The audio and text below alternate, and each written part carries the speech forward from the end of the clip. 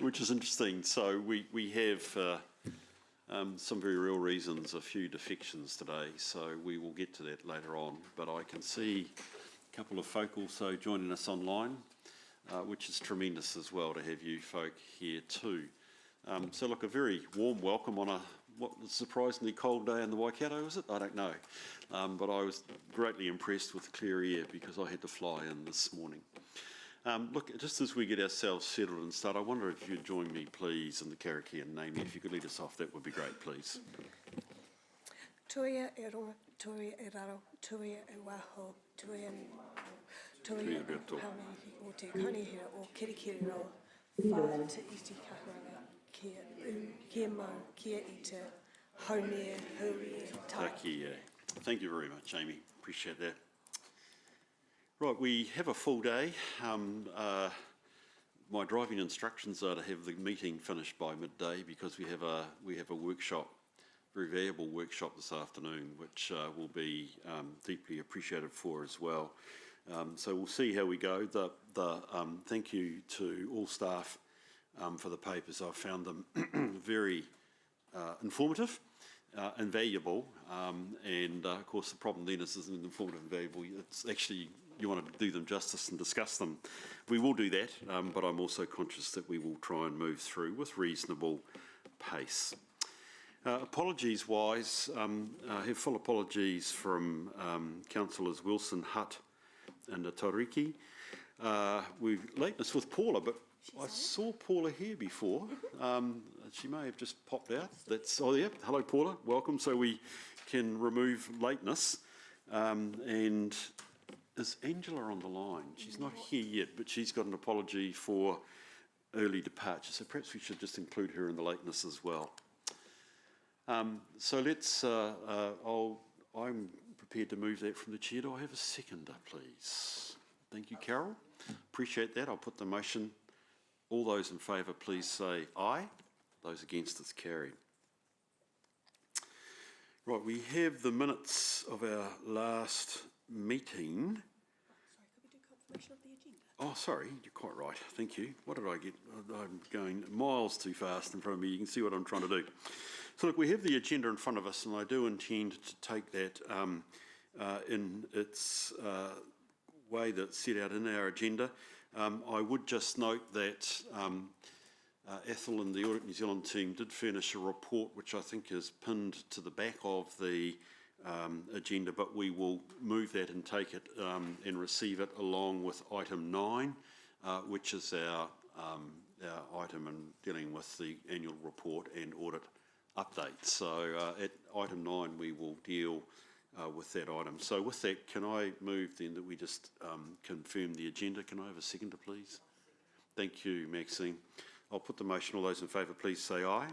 Those against, it's carried. Is there any matters coming up that you need to note your interests for? No? Brilliant. I don't think, Amy, we have any indication of requests to speak in public. So now I can get to my minutes, which are great, which is the 6th of March. And I'm going to move from the chair. We take them as a true and correct record. Do I have a seconder, please? Thank you, Carol. Any points of accuracy or correction that we need to note for those? No?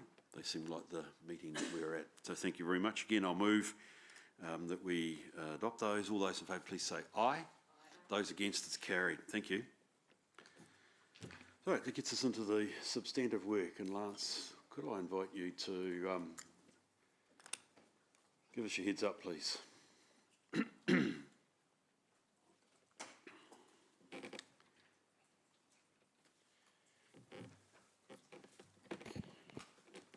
Morena, everyone. I'll take the report as read. I'll just quickly flick through the topics, and I'm sure there'll probably be a few questions. And in this report, we've actually worked on, rather than me just sort of putting an eclectic bunch of risks down, is actually linking them to our strategic risks, so it's a bit more strategic in its fashion going forward. So you might have just noticed we've sort of moved to that improvement. Thanks, Nick, for giving me some advice on that, and Mish as well. So just on the first one, strategic risk 2, there's been quite a bit of discussion at the annual plan deliberation meeting a couple of weeks ago just around the revaluations and around our waters assets. It's all 3 classes of assets, and probably as we discussed a couple of weeks ago, that we can't be confident around those figures, so our advice was that we shouldn't be including them in the annual plan. I won't get into a lot of detail on that, but just to give you an assurance that work is underway to actually interrogate those numbers, and Gary's been leading that work with not only our internal teams, but also with people from Beckers as well that actually have worked on that with us. So that's progressing. Gary can probably give a bit of an update a bit later on. You can see that Ethel's report's there, the audit report, which mentions this as well, so we can give a bit of an update on progress with that work as well when that's likely to happen. Obviously very important evaluations with our joint CCO with Waikato District. The shareholding is percentage is going to be reliant on that valuation exercise, which we have to agree with them, the methodology. So it's all interrelated with some other important work and the biggest financial decision we've ever made. The second one, risk 5, just around the wastewater capacity constraints, and I think over the past week, last week, we had a good session with elected members, which was generally well attended. I want to say a huge thank you to the teams involved in that as well, putting the material together. I personally actually learnt a lot, and I'm sure elected members did as well, and I think it was a really constructive discussion, especially around something that we talk about here quite a bit, and Chair Bruce, I know you do, is around what's our risk appetite for things, which is always challenging in the public space, and when we have various legislation and treaty settlements to actually be cognizant of as well. So I think that was quite constructive, and obviously there'll be further dialogue in other fora at Council over the next wee while on that. Obviously, the one thing I would say, there's no silver bullet, but I think we've got to a space with better understanding, but also how can we work innovatively with developers and others around finding some short-term, medium-term and probably longer-term solutions to the challenges that we've got around that. The other one is probably the one that's is CE is probably a more internal thing, is just around the waters work. Obviously big decisions have been made. Some more material to come to Council next week, and we are pretty much in the process of 2 things, is expanding our establishment team internally for the Waters CCO, but also the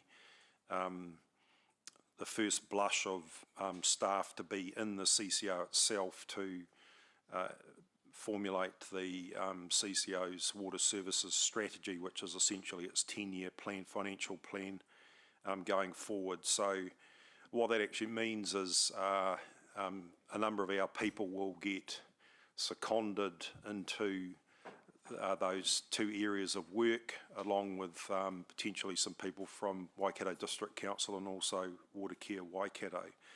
What that means is then we have to backfill those people for the other day job work within Hamilton City Council. So it sort of sounds easy, but plucking people off the street who may not have the 15 years knowledge and that sort of thing means that there will be a period where people have to come up to speed with what's happening within Hamilton City Council in our context to fill in those roles for 12 months or so.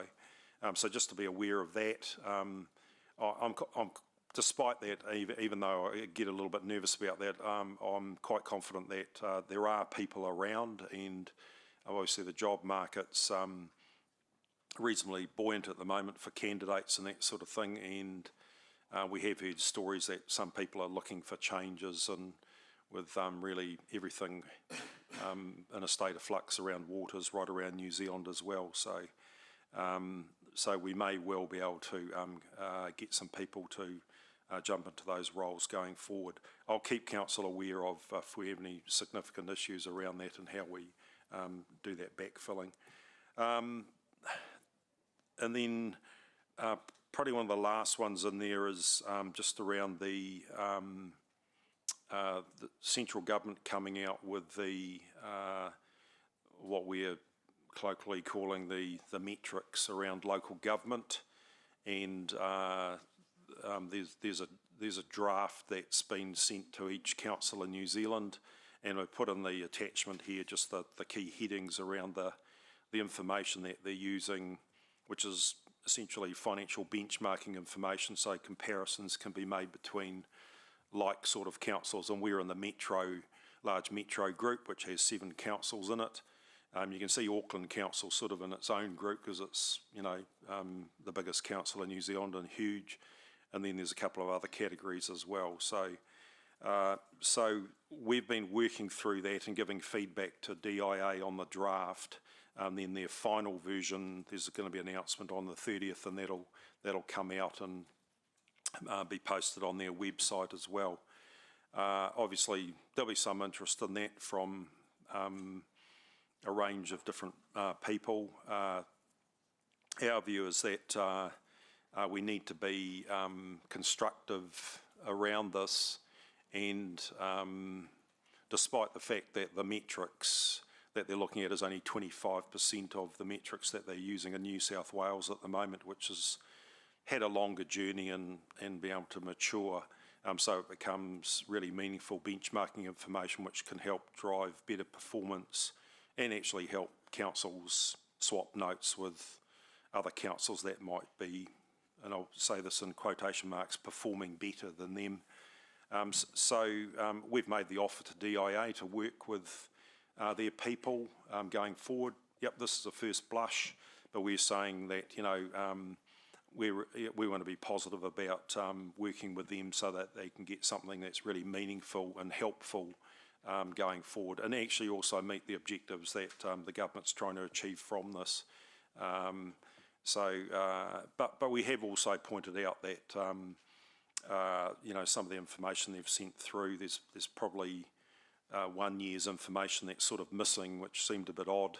But the great thing we've always found with Department of Internal Affairs staff, they are good listeners, and generally they do take heed of the suggestions and the advice that we give them, and that's also happened through the Three Waters tranches of legislation as well. But what we are going to do is make sure that there's a link in our website to some further information which can probably give more context to the information that's being put out by DIA, just so that people aren't comparing sort of apples with oranges and making some conclusions from that. So we will attempt to give more context around that, bearing in mind, and the point that we've made is that we are New Zealand's fastest growing council percentage-wise, and as far as population goes. So we do have a range of other pressures compared to a number of local authorities around New Zealand. Probably a good and a bad thing. Obviously, infrastructure and financing, that's always a challenge. But then again, you get scale, and you can get economies of scale too from being a larger council, especially when you're working in partnership with neighbouring councils as well. Look, I'll leave it there, Chair, and I'm happy to answer any questions.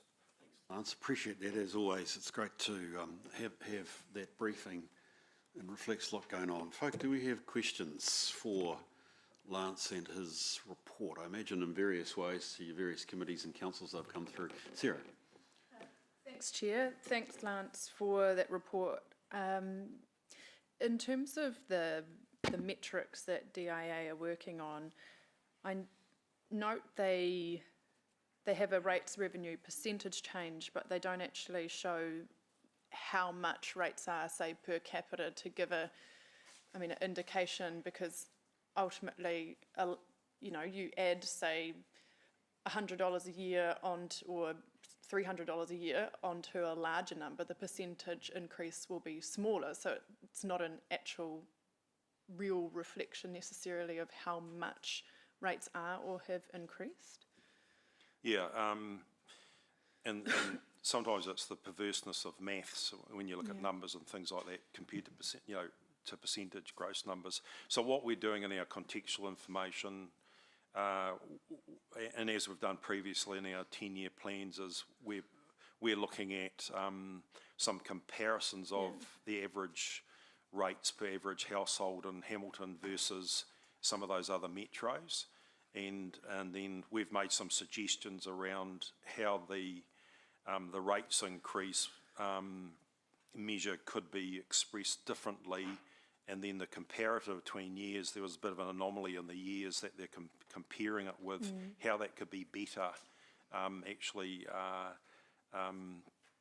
put across so that it's actually meaningful to the people that they're actually reading the report. So we'll be working that through to make sure that there's plenty of factual and contextual information that can help people draw conclusions that are probably based on something that's not nebulous or that could be confusing. Yeah, thanks. And with personnel, it says it includes part-time and contracted staff. But then would that include, for example, where we contract out services like with Connect Hamilton, formerly the Infrastructure Alliance? How far does that go? No, it's more around if we hire in a person to backfill, like I talked about before, that sort of thing, rather than our service contracts. And I think that what's been pointed out by all local government is that local government have different models, and a lot of councils have a very outsourced model, and then whereas we have been horses for courses, and for example our park services, we do that in-house in our swimming pools, which is probably 300 people minimum, whereas some other councils would contract that out and it doesn't show up in their personnel, but it would show up in their contracted and consultants costs. Yeah. So I think that's where the clarity needs to be, and that point has been made by a number of mayors around New Zealand, that different councils have different operating models, and that then you're not comparing apples with apples. Just looking, so does this also have the contracted out costs? It's just the overall operating expenditure, would it be? That's the problem with it. Yeah. So we've made some suggestions how they could refine this so it's better and more meaningful, and whether they change the template by the 30th of June, who knows, but I think, to be fair, this will be a first blush, and then I suspect over the next 12 to 24 months they'll be going through a refinement process working with local authorities, and we've offered up some of our staff who are quite experienced in this area to do that. Okay. Thank you. Thanks. Any other questions? Maxine. Thanks, Lance. In terms of the context and links to our webpage, would we expect that be available on the template itself and in the release that DIA will be doing? They've said that we can have a link which will be on their website, so it links to our website. They were generally saying it could link to a page or a couple of pages in our annual plan or 10-year plan. We've suggested that maybe it's information that's wider than that, which although we probably do have more comprehensive information on some of the things I've talked about in our 10-year plan than some other councils tend to have. So I think we should be okay. And it'll be interesting to see their feedback. We just suggested that there was a link that we could provide the information, or that was on that link, and we just provide them the link, and that was up to us what was at the end of that link to our information. So we haven't heard back on that yet. And there's no suggestion that they will be grading us, for example, achieved, not achieved, achieved with excellence, none of that? Well, there's a league table, so, you know, we're sort of going to be in the pack of 7 there in the large metros. How they score the league table, we're not quite sure, but they're looking at sort of a bit of a league table, which, probably it's probably not the way I'd do it, but you know, it's a bit like, you know, are we going to be the Warriors, or are we going to be the Chiefs, or are we going to be the Melbourne Storm or something? So I'm just not sure how helpful that's going to be, but I can see where they're coming from. I do believe in benchmarking. I think it's really healthy, but I think you don't want winners and losers in this. I think you want to make sure that there's winners and winners, so that you can actually use the information to drive better performance going forward. Thank you. Thanks, Chair. Paula, welcome to the meeting. You've got a question or a comment?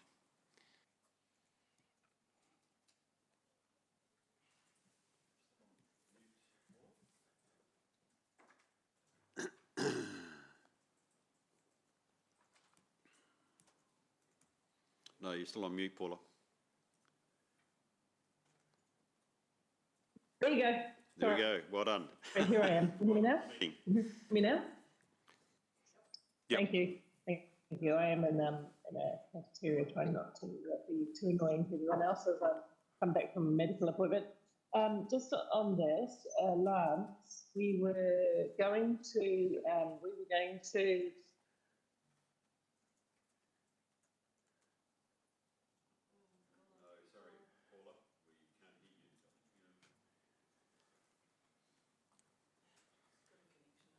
Yeah, Paula, we can't hear you, sorry. You might not be hearing me. I can hear you. Oh, we can hear you now. Sorry, Paula. I think you might have just been playing with your headphones, which could have cut you off. You want to start again, please? Okay, sorry. In terms of this being, I can't hear myself now, which is really weird, but anyway, in terms of this being out in the public picture of this report, and we were hoping to do the qualification for the IA prior to this becoming public consumption, how far away are you, Lance and Comms team? I know you've been asked Jeanette for some distance. How far away are we from having a decent story around these metrics public?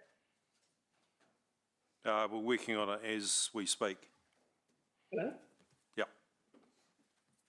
Yeah, because theoretically, and that was our wish, wasn't it, that as understanding it, as telling the things that we think are blatantly wrong, and there are quite a few statistics that you have said to me are way off theme because they neglected to put whole user data in and various things.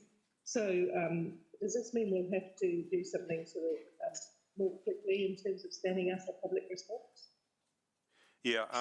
So we've sent our response on the draft data to DIA, and they've responded and said thank you very much for that. I circulated it to elected members last night or yesterday afternoon, so you can have a look at that. It is the raw data, so I think me and Paula, we're just going to have to wait and see how they adapt that data in the final form, and they've said, well, their email was quite positive that came back saying, oh, thanks very much, it's great information, good suggestions, etc., etc. But we will obviously be well prepared for when this becomes public on the 30th, like most other councils will around New Zealand, and also Local Government New Zealand and others will be responding as well. Yeah. Oh, sorry, Paul. And the other thing is, talk to us about how, yeah, can you hear me? Sorry. Talk to me about how the metrics in terms of being in a group with Dunedin Whangarei and what that does to some of the median values of the report. Sorry, I missed part of that. What was the last bit? What this way will meet, it's a median value in this cases, isn't it? It's done by median. And we've got Tauranga, of course, is very similar to us, but we've also got Dunedin and Whangarei. What does that do to the way that the picture is painted when you've got a pretty big skew between two metros that are nowhere near the same size or growth as we are? Yeah, well, the median's not an average, so all that'll show, the group median will show the middle of the fourth council out of the 7 in the league table. So you can probably make your own conclusions on how helpful that is. Yeah, so that's a. I thought it was unusual. So we have reported that back to DIA. Yeah. We've tried to be. Have we said something to DIA about that? Yeah. We've tried to be constructive in how they could improve this so it becomes a bit more meaningful. Yeah, it's a good point. And Thank there you. are 20. Yeah. Well, I just the councillors and I was just thinking about that. Dunedin and Whangarei are relatively smaller, and their growth's nowhere near anything like ours. The other thing, Lance, is the DIA, the New South Wales metrics have 24, is it 24 or 27 metrics that they have? Yeah, ours is about 25% or so of the New South Wales ones, which should show the other side of the ledger is what you're getting for your money and the investment that council's making in the community rather than just the expenditure. Yeah. Exactly. Which I suspect is a growth council. So will we, in terms of public communication, will we? Yeah, I think when it gets to that maturity, then I think that'll Sorry, you cut out there. When it gets to that maturity, it'll paint a fuller picture for people, because there's always the ledger of what's being spent or invested versus what you're actually getting, the value you're getting for your money in, everything that we do, which is, covers, dare I say it, the full well-beings and beyond.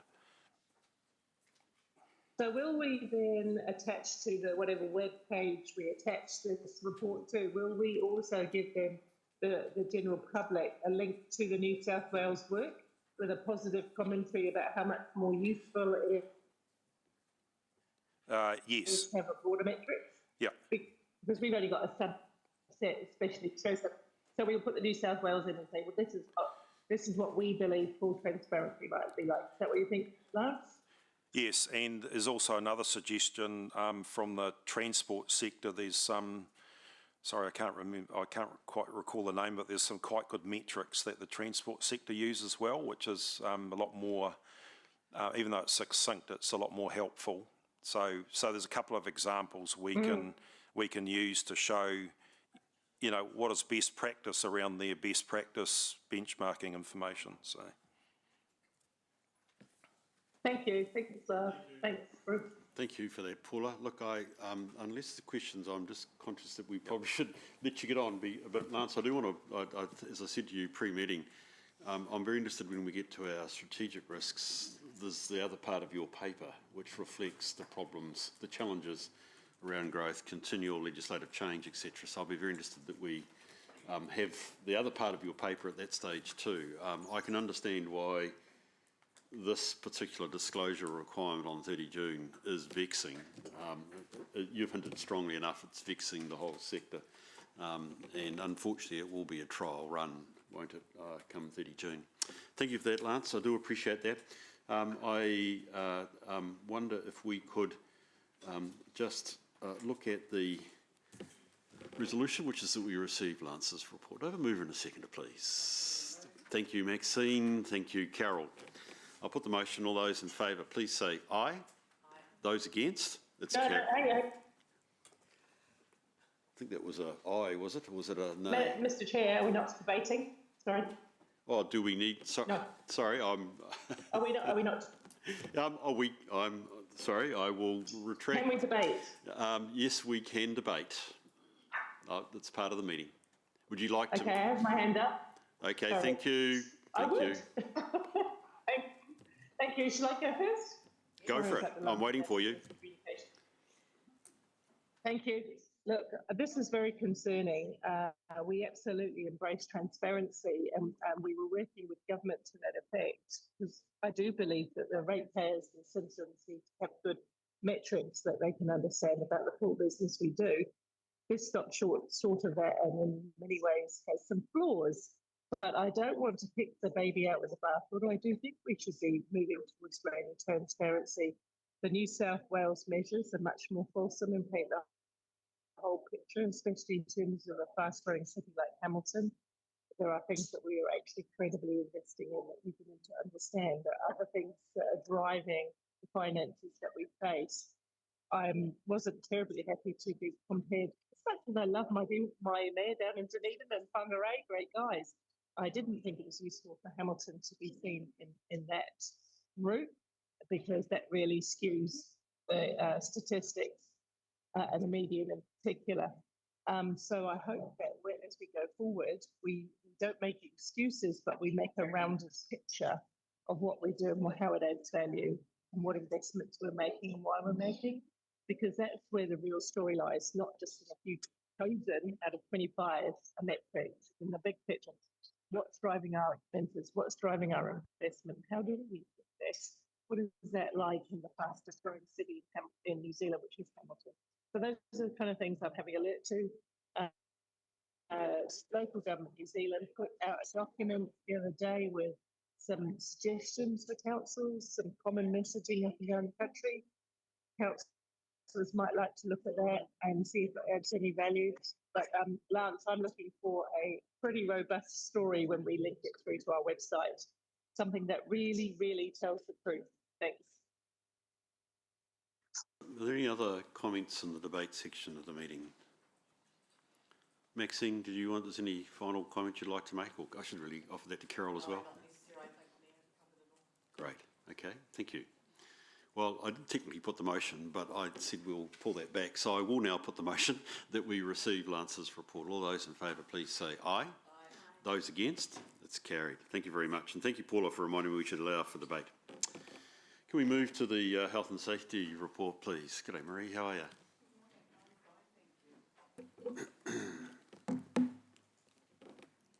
Okay, I'll take the health and safety report as read that we've presented for the last 3 months, or covering the last 3 months, and ask if there are any questions. Right. Okay, that's very succinct, folk. Do we have questions or comments you'd like to ask of Marie about her report? No. Question, but just to thank you for the transparency on that notifiable event. I think it's really helpful to have that coming through. Yeah. Thank you. It was great to see there was only one notifiable event. We've been in this meeting room before talking about some of those changes. So actually the results were great. A couple of things just attracted my attention, and I'm always interested in actually what we're doing around the system, Marie, about actually its improvement. So there was particularly the area of the SOPs. So I'm looking at the page 20 of our agenda, with the review of the standard operating procedures, and we say we're at this stage, we're at the 10% level.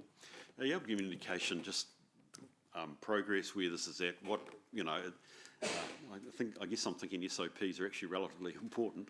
We've got a wee way to go. Well, we've got good systems in place right across the organisation, but they are in parts. So we have some SOPs recorded in our ProMap. We have some areas they're just recording them, I guess, in informal templates on sites. Yep. What our project is intending to do is to actually bring those SOPs to consolidate them and to bring them into one area. So that they're easy to find, and we have one source of the truth. So that is a big project of work, and why it is sitting on 10% is purely because we have been tailing off the other projects on the table, and then we will look at that. Brilliant. So it's co-location, it's about control of the SOPs rather than the fact that we don't have SOPs in place. We definitely have all the SOPs across the business. We just want to consolidate them, make sure we've got, say, one copy, one place where they're stored, and easy access. Thank you. And I take it you've been busy. The TELARC New Zealand have been in, because it was for 3 and 4 June. I think if I got my dates right, that was last week or perhaps even before. They've done their job. They have. We had the stage 1 audit. It was carried out over 1.5 days, and we just received notification on Monday from them that we've successfully passed. Congratulations. There are a few recommendations, not much, and then we will just be waiting on the date for stage 2, which will be towards the end of the year. And with that approach, communicate and collaborate really well across the business in terms of what that looks like, timing, and how we can support the business.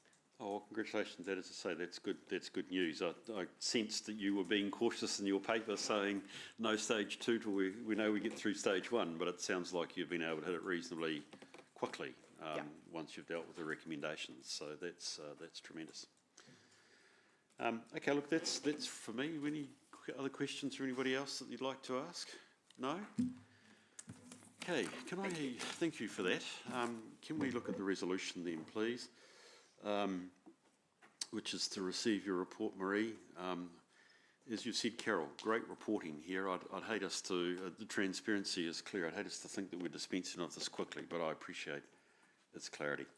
Do I have a person prepared to move that we Thank you. And second? Thank you, Carol. Happy to move. Thank you, Paula, and I've got Carol seconding, I think. Is there any debate on the motion? There being none, I'm going to put the motion. All those in favour, please say aye. Those against, it's carried. Thank you. Nick, welcome to the meeting. Poor old Nick has been under duress from me because I really enjoyed our meeting on the 6th of March. It's printed in my mind, the debate we had. But one of the things that I asked Nick to look at, and you've alluded to it, Lance, when you talked about you looking at the risk appetite, I think it was around some of the challenges of infrastructure provision. And I was asking Nick, and you've done me proud, thank you. I want to say this up front, Nick, that we get a stronger sense when we're out of appetite. What does that actually mean? What are we going to do, or how are we going to live with what otherwise, I guess, would be what cognitive dissonance? We're out of appetite. And you've come up with this great phrase, I think I'm the right thing, we're comfortably uncomfortable. I think it sounded like a Pink Floyd tune, if you know your Pink Floyd well, comfortably numb. Oh, you do? Well done, Blair, you're my age, that's the trouble. Okay, so we're comfortably uncomfortable, I think is the point, at least in one of these. So, Nick, thanks for that. And you've got a lot of good stuff in here. So can you give us a sense of where you'd like to take this, and then I'll open up for discussion. Yeah, kia ora, thanks you, Bruce. And I also enjoyed our conversation that we had. So the Risk Management Report provides our standard update on the existing 7 strategic and 4 organisational risks, as well as providing updates for 2 of our top emerging risks. We've also provided a few focused updates on key topics, as we normally do. So as part of that approach to continuously improving, as you've already discussed, this quarter, we have also provided those additional paragraphs in the report to better explain that tension between our residual risk assessments and our risk appetites, and try and provide you with a little more clarity on what that means when we have differences. This quarter, we've also had an increase in the residual risk rating for Strategic Risk 6, which sits outside of our receptive appetite.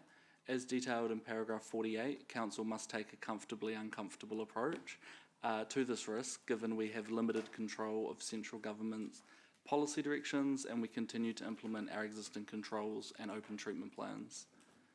As part of the update for Strategic Risk 1, Council's draft organisational resilience policy is attached. This is a management policy which outlines the organisation's approach to business continuity and incident and crisis management. While this is technically a new policy, it's combined several old policies into one, with the intent that staff would have a single source of truth for the organisation's expectations to disruptive event management. The risk owners or their delegates are available for any technical questions. Ngā mihi. Nick, appreciate that. Folk, do we have questions or comments you'd like to make at this stage? Nick, I wonder if I could just start off, and I want to focus really just on 2. One is the finances, which was actually one of those key areas that we had quite a debate on last time.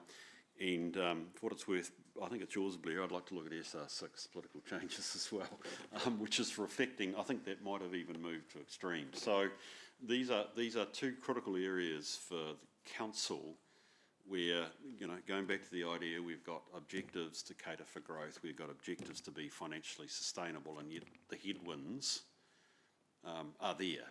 So I just would like to reflect on that. Haven't got much to say on the finances, other than on paragraph 25, we talk about 70% of our controls are considered effective. Can you just tell me what that means?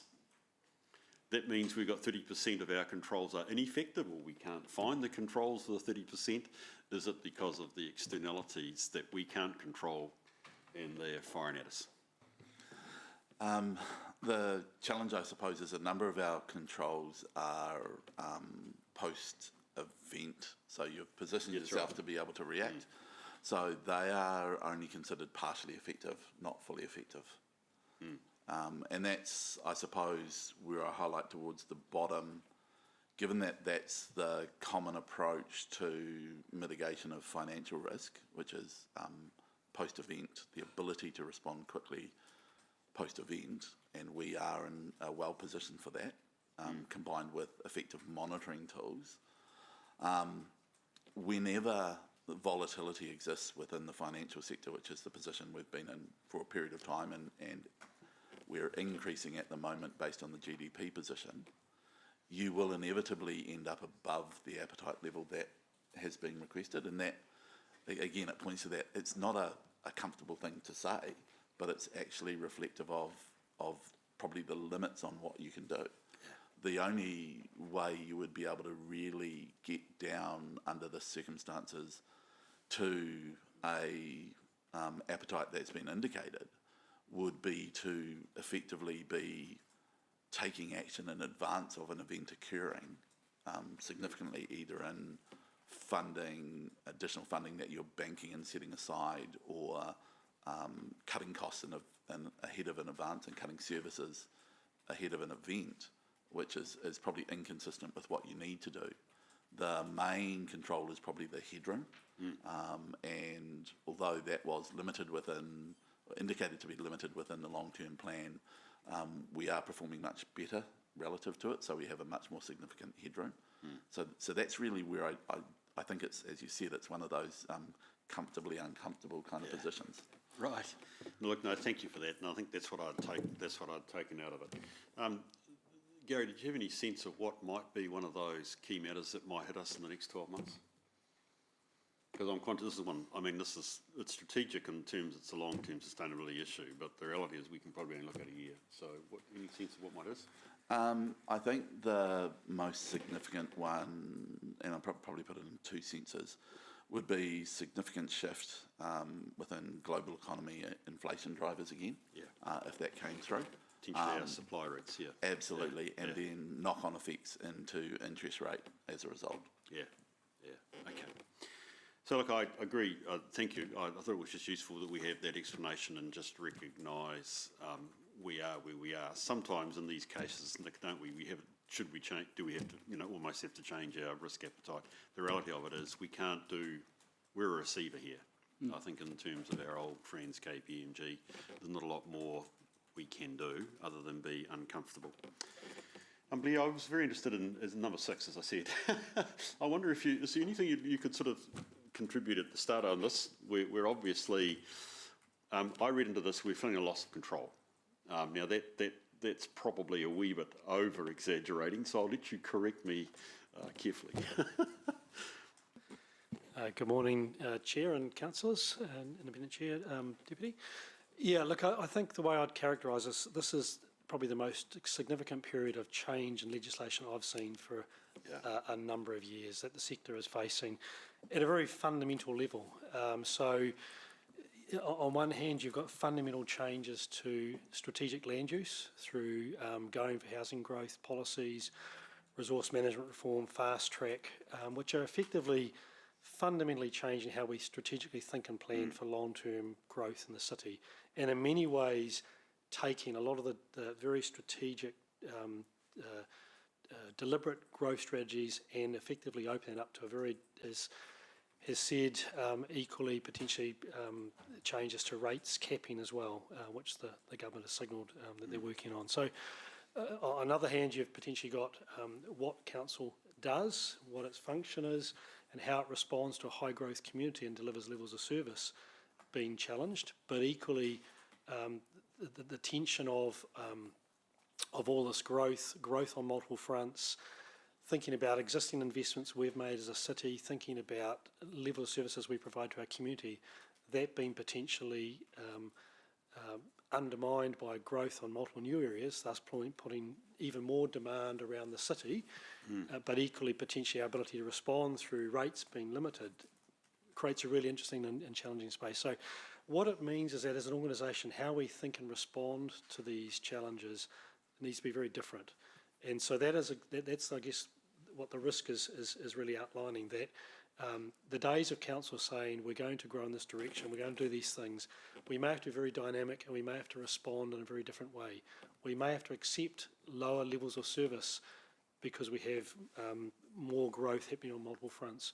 We may have to think about what council provides and doesn't provide through the review of the purpose of local government. RM reform suggests that we will have to work in a very different spatial manner in a potentially much wider sense with other councils than we do now. We already have good partnerships and future-proof, but I think we have to be really even more adaptable and more flexible and respond to what the government is asking us here with a lens to also think about what is the best outcome for our community today and into the future, which is still a core requirement of the Local Government Act. So very dynamic, but equally we are leaning into that challenge in a proactive mindset. Brilliant. And you mentioned in here that ELT are going through a number of strategic sessions. Just flesh out for me what they are, because that seems to me, it struck me that's the effective response, at least the commencement of an effective response to the environment that is largely externally driven on us. Yes, I mean, we've got a series of strategic topics, including our position in response to growth, which responds to some resolutions through Chair Sarah's committee, as well as just standing back and actually understanding how should we respond to growth going forward, looking at our city strategies and the strategic framework and how we're positioned in terms of our city strategies and how they link to our vision and community outcomes and what that may look like into the future with a review of the purpose of local government. Things such as the pre-election report and how that fits into this in terms of the messaging that we need to provide to the community.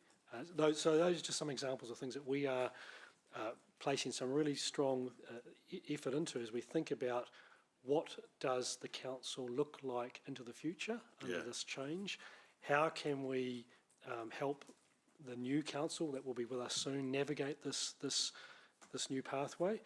And how do we respond to the very active growth that's happening right now in terms of fast track and other developments, which don't have any regard to these other processes. They just come at us like a tidal wave. So it's how do we respond in a manner that has a strategic view to the future, but equally is responding to the here and now. Thank you for that, Blair. Sarah, I sense you want to contribute there.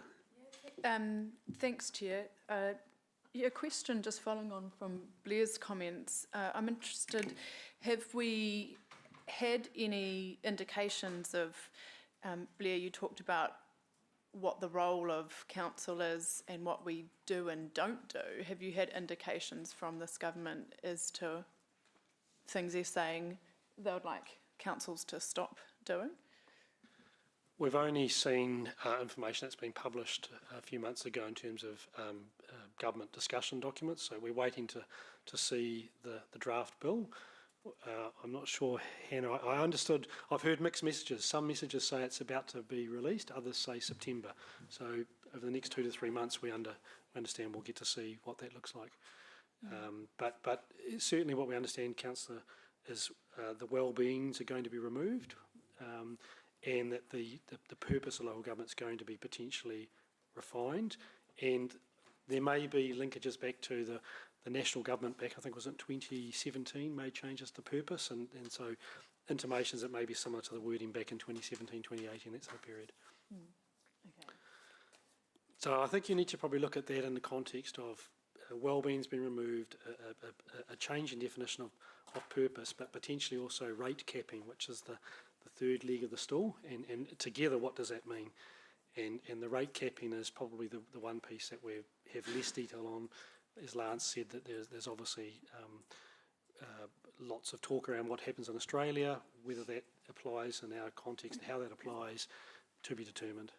Okay, thank you. And do you see that, I mean, from what you've seen and from previously from the government on this, do you see it potentially risking our ability to provide things like libraries to communities, or parks, libraries, those kinds of community facilities? Quite possibly, yes. I mean, I think and Lance may want to say something here, but I think at the macro level, the challenge that this risk is trying to outline here is, on one hand, we have the highest level of growth we've ever seen in the history of the city, in terms of fast-track applications right around the city, which really challenges the city's ability to respond to that growth, and so we're doing that in a very innovative way. Secondly, that growth in a spatial sense will place demand differently on our existing services we provide, including parks, libraries, community facilities. And then thirdly, so you're going to experience changes of levels of service and potentially a drop in level of service, and if council's ability to invest in response to that is limited, your answer could well be the case. I don't know if Lance wanted to add anything. I think it'll be more event centres, convention centres, things like that. But we're getting mixed messages at the moment, and I think when you look at some of their papers on potential rates capping and that for non-core services, I think, as we've seen, I sort of feel like we go in cycles every 4 or 5 years on this. What will the list be? And I don't think anyone knows what the list is going to be at the moment, because we're hearing different things on drip feed. I think just to round that out, economic development remains a core focus of this government, and so that's the irony of all of this, that the very things that Lance talked about may be at the very heart of driving economic development, which is a key plank. So I guess this is what Risk 6 is all about. We're trying to be as adaptable and prepared for whatever that future may be, but equally make sure we help the council make the right decisions for the long term, and not make decisions that could be short term in nature, but could be regrettable as well, if that makes sense. Okay, Maxine. thank you. Sorry, and then Carol, I think. Sorry, your water is hiding the green light, sorry. So Maxine, could you, please? Blair, you talked a little bit about the pre-election support and messages to community. We have got local body elections coming up, and potentially new council makeup, certainly a new mayor.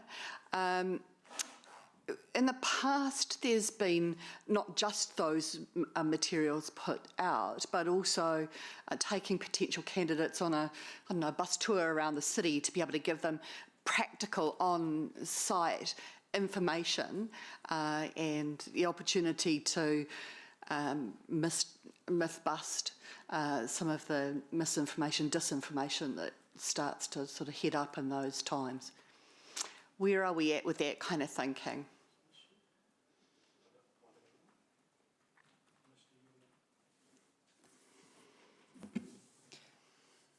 Thanks, Councillor Maxine. My team is still working on the induction program for elected members post-elections. We have traditionally done tours and they've been quite popular, so we are anticipating getting those in place. Obviously, with the CCO in place for Waters, we'll need to work with the new board to make sure that we have everything lined up. Yeah, I appreciate that, and those have been really well received, the 2 new councils that I've been involved with. I was thinking about prior to that for candidates, we have in the past offered that kind of a thing that gives people information and the opportunity to look at these real challenges for council. Last time I had some what I call fireside chats with any prospective candidates, and some of those were people on their own or in small groups. I'd like to think they found those useful. And you mentioned the pre-election report, I think, Maxine, before. So we're working on that at the moment, and that's my report. And I've been talking to, I was actually at a hui in Wellington last week with some other CEs just about what other CEs are looking at doing is actually making themselves available to talk to people about what's in the pre-election report.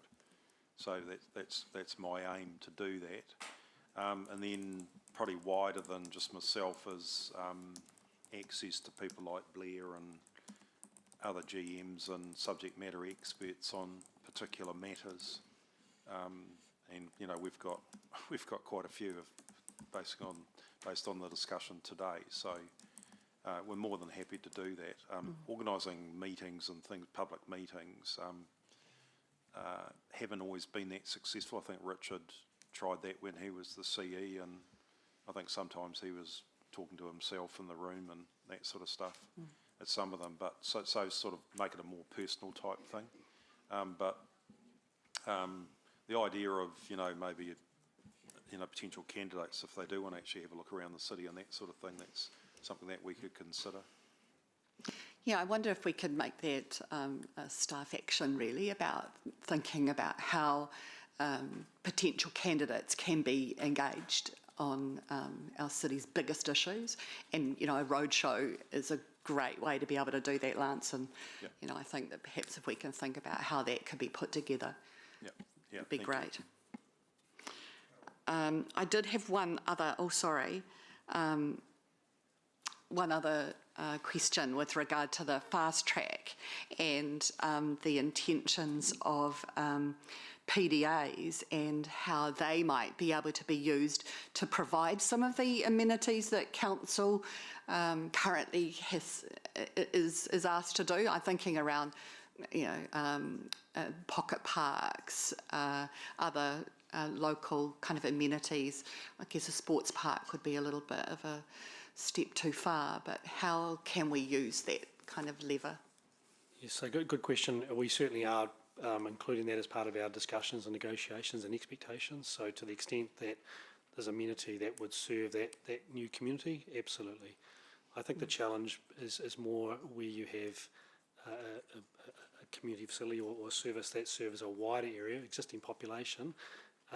That's where likely level of service reductions may be experienced if council is unable to invest. So indoor rec centre, a library, community facility in the area that serves a wider population, that will be harder to serve through PDA. But certainly parks, playgrounds, that sort of stuff absolutely would be part of our core requirements. Thank you. Thanks, Chair. Appreciate your question. Carol. Look, thanks. I just wanted to go back to Strategic Risk 6, and I guess I have that sort of uncomfortable feeling about having an extreme risk. We're sitting here as an Ordnance Risk Committee and looking at what we can do to navigate through that. And I appreciate the pace of change is outside of our control. And what gives me some comfort, Blair, is the insights you've given, but also the, I think it's placing quite a big burden on our leadership team. And I look at the depth of expertise and experience there, and that gives me some sort of comfort around that. But I do just, I guess my question around this is, do you feel there's the resourcing available within the organisation to navigate through this pace of change and the impact? Yeah. I'll be honest, it's putting incredible stress on the organisation, or certain parts of the organisation. We have, as Lance said, the biggest priority, which is the establishment of our joint waters company, taking an incredible amount of resource, and then on top of that, everything I've described. So, and many of the same people are involved in those. So I would be wrong advising if I weren't saying that our critical people are absolutely working at a very high level to navigate this. So we are looking through, for example, the fast track. We've got extensive cost recovery agreements we're putting in place. That provides us the ability to have some breathe in, breathe out models where we can bring some extra resource in. But bringing extra resource in is easy to be said, but practically it's challenging because you need to have the right people with the right skills who can work in with the team. And so and there's a lot of knowledge here. So we're having to navigate some really important topics at the same time. And I think that's the biggest challenge. any one of these, fast track, review of the RMA, waters reform, preparing for the 2020 LTP and all that, are big in their own right. You put them all together, they're enormous. So, look, it's pretty challenging. I've never probably seen it as busy as it's been at the present time in terms of our sector. But I can assure you that the teams are up for the discussions, and we're working really constructively with the relevant committees. But it is really challenging. Thank you. Any other questions? Actually, Carol, thank you for that, because I was just trying to think through, we are at extreme risk on this.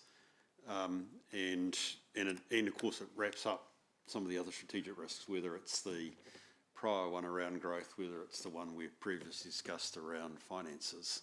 This does seem to be the critical risk that the council is facing, with limited ability at this stage to say it's mitigated, other than we'll just meet the challenge. And I think that goes back to your point, Carol, that we're worried that is enough.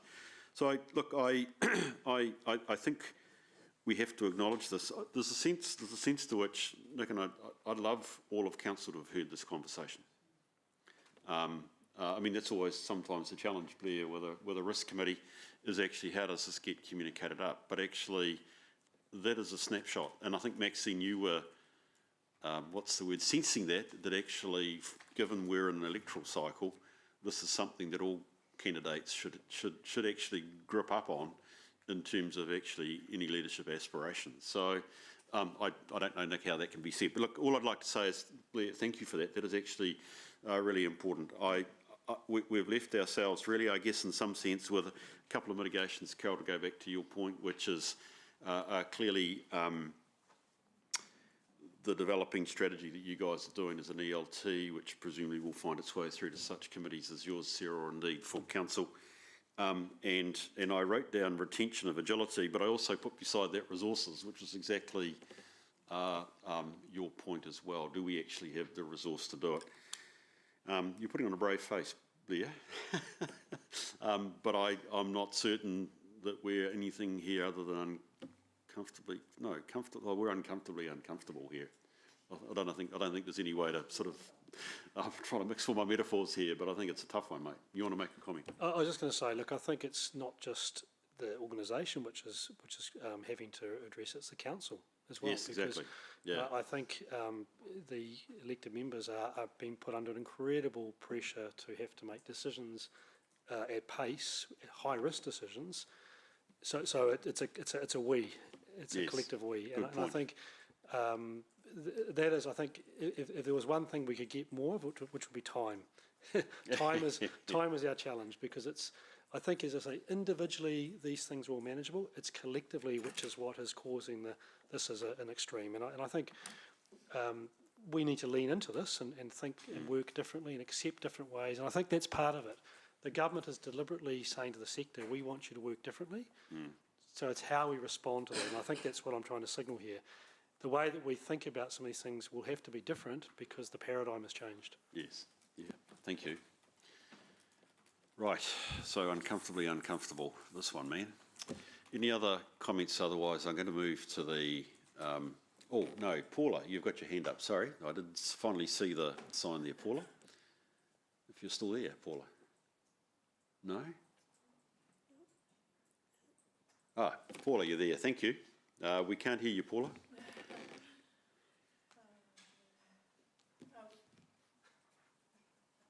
Paula, I can't hear you.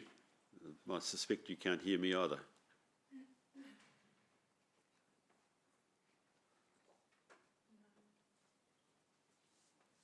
Are you texting her?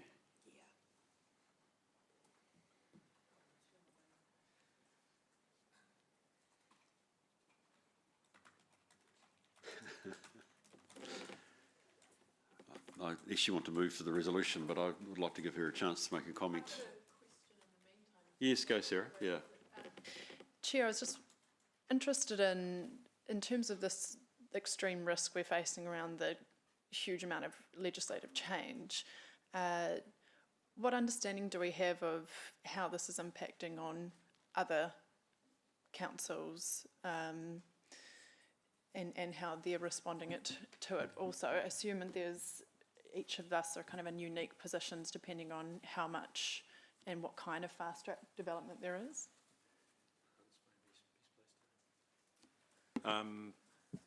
Discussion with high growth councils last week, the same.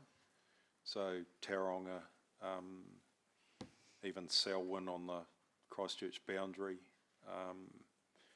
Auckland Council obviously have got growth all the time, but I just think the pace of everything is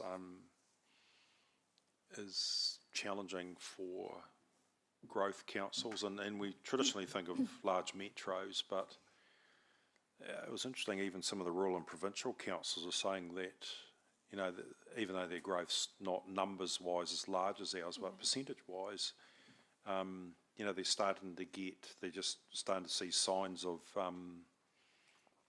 more developers wanting to start investigating fast-track areas and things like that, like in Carterton and the Wairarapa and places like that. And funnily enough, some of those places have also got wastewater capacity issues as well, probably not on the scale that we have. So look, I think it is a national issue, and I think that everyone's just finding that the layers of complexity and the different demands that are coming through from central government is becoming, you know, significant. Whether we all blow a foo-foo valve, well, I think time will tell. But I think the thing in the background for a lot of councils, though, is waters reform, just the amount of energy going into that, and we've been quite well resourced on that, and rightly so. I think that's probably what's challenging some other councils, and Bruce, you've obviously got experience at a number of councils around New Zealand, so, but that's sort of my impression, so we're not alone, yeah. The only thing I would add is probably Hamilton has proportionally the highest number of fast track applications on a growth sense than any other high growth council, so we've got 9 to 10 now fast track applications either live or being sought around the city periphery, which no other high growth council has that number. In terms of residential or business land, some of them are for very different sectors. So. Is, and what I liked about Blair's and Nick's work to characterise the strategic risk for us, it's the combination of all it's not just your growth, it's the potential reform or the signalled reform that's coming through for local government, as well as all the other things that are coming through, and yet they are, there's a level of them being unformed, if that's the right word, which makes the ground for you as leaders and Blair as manager to go for the we idea difficult to manage. What direction can you give at this stage other than deal with it on a day-to-day basis? That's where the pressure is coming on. Right, look, I'm conscious of time and I would like to move on unless there was, to go to your point, the answer is yes. You've talked about water reform, it's big, you guys have put so much effort into this, and yet this is coming over on top of all of that as well. The sector is totally whipped up over water reform, there's no two ways. I'm going to move to the resolution, if that's okay. Again, Nick, all we're doing is receiving your report, which is really probably our primary role. There is a level of communication there, Lance. I'd love, I presume, Blair, you're well and truly through other committees are getting these views through, but there's a summation here, which, well, I go to your point, Carol, leaves us worried. This is extreme, and you do wonder whether we can have the right response, but I think we are where we are. So do I have somebody prepared to move and second that we receive the report? Thank you, Sarah. Thank you, Carol. Is there any debate on the motion? Right, let me put it, please. Oh, there is, Sarah. You're welcome to make a comment. Well, firstly, thank you for the report, and I want to say thank you to staff and senior leadership team who are helping us to navigate these very difficult waters with the huge amount of legislative change coming through. We face massive uncertainty as to what some of these changes will mean for us. I do want to raise a concern that Hamilton City Council is working as proactively as possible with these fast-track applicants, and we're working as hard as we can to get good outcomes for our communities, to make sure the right infrastructure is put in place to ensure growth pays for growth. But ultimately, we're still seeing a situation where I'm concerned growth is not paying for growth, particularly in terms of ensuring we retain quality of life within Hamilton. And there are lots of, there's a lot of infrastructure that the council provides that is critical to quality of life, and hearing that, that these things like our libraries, parks, community centres could be kind of left at the wayside when it comes to growth, and is concerning, because ultimately we want more people coming to city brings opportunity, but we don't want to be in a position where it just puts more and more pressure on all of those community assets that are important to us without the ability to invest in those. And also, ultimately, there's only so much change that councils can deal with all at one time, and we've been really positive in our discussions with the ministers around how proactive and we're being, but also I think it's important that we're also working together as councils to be clear that there's a point where this becomes unsustainable, and we need to be working together with central government, not constantly just being told what to do without, they need to understand and recognise these huge pressures that we're under in responding to their policy changes. Paula, let's try again. We are in the debate session of this paper. You may have had questions of clarification. I'd be happy if you had a question of clarification as well. We've still got Nick and Blair here, but if you want to... Can you hear me? Yes, I can hear you fine. Thank you, Paula. Oh, excellent. There must have been something going on with the headphones on and off, so I've moved out of that room. Just wanted to speak in a debate, please. I've been listening. Is it debate? Hello? Yes, we are. Am I clear? I don't know. Perhaps I'm good. not. Okay. Yeah, look, I've got my phone at maximum volume and you all sound like you're in a whisper chamber, but anyway, just on that, just to let you, thank you much for to staff for the very good report outlining the risks. I think it's really good that we are very honest with the way we report our discomforts and the areas of great challenge, because we are coming into what is the biggest area of change that local governments had in decades. We've all said that many times, colleagues. We've all acknowledged that what with water, but not only water, RMA, even changes in things like Civil Defence and Emergency Acts, just lots of government change coming at us from all directions over a very compressed period of time. And I just want to speak in support of Blair's commentary and maybe take it a bit further. And Sarah's, in terms of where we're heading, we aren't going to be able to get out of this situation very quickly or very easily. And I believe a lot of that will come down to how willing local government is to change the way that it does business, how it works across boundaries and in partnerships. I'm not going to mention amalgamation as a particular outcome, but I do think there'll be a time where we have to reconsider what is fit for purpose for local government, because we're all going under this bow wave of heavy work. And that's hard when you know that some councils are losing staff because of the pressure that is upon them. I'm not talking about Hamilton exclusively here at all. So I just wanted to make those points. This is not business as usual in any way. It hasn't been business as usual since COVID, but it doesn't look like it's going to be business as usual going forward for the next 5 or so years. And I think this is the time for us to sit down with our fellow councils across the country and go, how do we work this out? Thank you. Thank you, Paula. Any other contributions to the debate folk would like to make? Right, there been none. Would you, you moved, Sarah, is that right? Right, thank you. And I seconded was? Carol. Brilliant. Rightio. Are we happy to move? Let's do that. I'll put the motion that we receive Nick's good report. Thank you, Nick. All those in favour, please say aye. Those against? It's carried. Thank you. I'd just like to invite the committee to take a short break, 5 minutes max, please. We still have a wee way to go, but I think it would be we're about the halfway mark towards 12, roughly.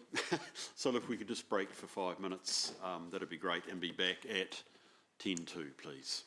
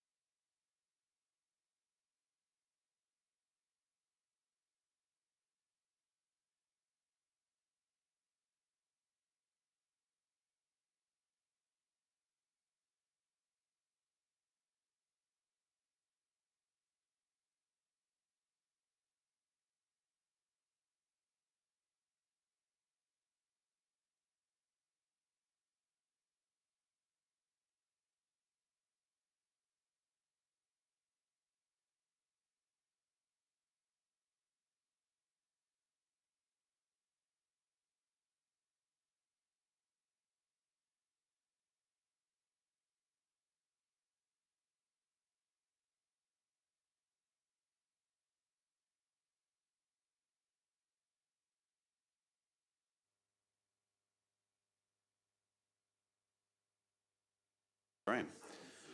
Why don't we take our seats again, please, folk? That'll be appreciated. Ethel and team, if you come to the front, that'll be great. So Gary is deputising for Sarah today. So Gary, we're into the update, and just again for clarity, at the end of our agendas we actually have the report that Ethel will speak to, but it will be taken as part of this paper as well. So Gary, in your hands, please. Thank you, Chair. So first, probably an observation with this being the first round of external annual reporting, external audit with Hamilton City Council. Quite often, I make an observation that quite often when audits hit areas of challenge, we focus on the technical issues that are being raised and address them. My experience is that the heart of avoiding those things is really having an effective, engaged communication between the management team internally and the audit team. And I just want to really make the observation that I commend the Audit New Zealand and the team at Hamilton City Council for their approach to being open, communicating, staying on top of all of the processes. I think I've observed really, really effective approach, and I'm positive that will result in us having effective continuation of the audit. The paper talks probably to two substantive issues raised in 5B and 5C. 5B being the issue of consolidation of financial statements. So we currently consolidate, previously because we had investment in Waikato Innovation Group Limited. As that's been disposed of, we no longer have that trigger. So we've taken the opportunity to do an assessment on whether we still believe we have the requirement to consolidate. The two entities which probably impact that or could impact that are the airport and the property trust. Our assessment indicates that we don't believe that we have sufficient requirement under the standards relative to those entities to consolidate. We've also anticipated what would be the position with respect to the CCO, because what we don't want to do is not consolidate this year and then have to come back and consolidate next year under the CCO transfer. We don't believe we will have the requirement to consolidate there either. So the recommendation is to remove consolidated reporting from the financials in the annual report, which will, add some efficiency and speed to what we do. The second substantive issue obviously is the valuations represented within the annual report. Paragraph 12 indicates the different valuations that are anticipated to be included this year. The one that we obviously have concern around is stormwater reticulation. The paper touches on some of the requirements within reporting and presentation of financial position particularly. The revaluation would in the future particularly have an impact on depreciation, but at the current 24-25 year, it's mostly on the financial position and value of the assets. Requirement to ensure that we present financial statements without representation errors or omission. And based on what we've currently seen in the draft valuation, we're not sure that we could do either of those two things, which puts us in an unfortunate American term Sophie's choice situation, where we don't like either of the outcomes, but we have to pick the best way forward. We've tried to highlight within this paper the risks associated with either putting it in or not putting it in. I'm sure Athol will point to some discussion in his paper around it. The one that I'd probably point to in the risks of the revaluation, for me, the most immediate one is around insurance and how we communicate the asset values. Now, it's not a linear issue to do with our premiums and our coverage. It's not as simple as that. We do actually have an insurance paper coming up later in the agenda, and it might be more appropriate, if necessary, to discuss the implications of revaluation on insurance in that paper rather than this one. We have a paper going to Finance and Monitoring, which has a lot more detail in terms of the process of revaluation, what we have done, why we have got indications of concern over the level in more detail, and what steps we are now taking to try to increase confidence in the results and what the timeline would look So those are, for me, are the key bits to the report, and as you said, the interim report from Audit New Zealand was attached, so I'll let Athol speak to content in that.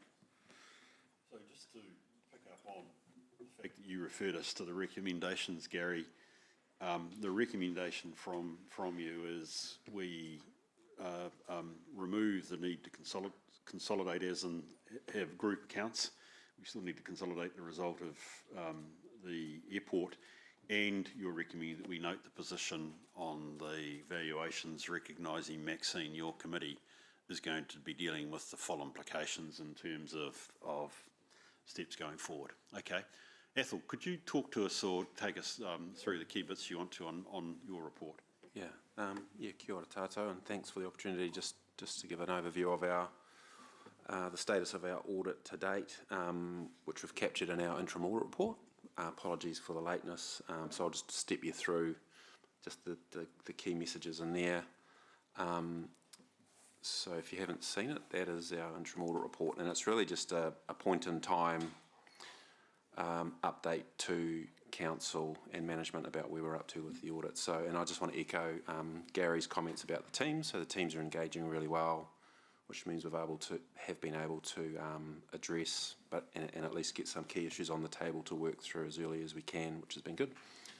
The focus of our audits to date have really been to identify any issues that are significant, that might need a bit of work early, but also just to update our understanding of the control environment. So the control environment's obviously important to council, but also from an audit approach point of view can change the way we might do the audit. We might do some extra work, or it might mean we can reduce some of our work. The results of that work are reflected in our report, and in essence we're saying that the controls are designed to be effective. We take a substantive approach, which means we test balances without relying on the controls. That's not to say we couldn't move to relying on the controls in the future, but there are efficiencies around relying on controls. It's not straightforward to test those. So what we're saying, pretty good control environment, is designed reasonably well. But we don't rely on the controls at this stage. We have also made some recommendations, 3 new recommendations in the report for improvements to the control environment this year. And there's also some historic issues that have been resolved, which are noted in here as closed, and some issues that were raised last year and I think back a couple of years prior that are still being worked through by management. So we'll update the next report with the status of those.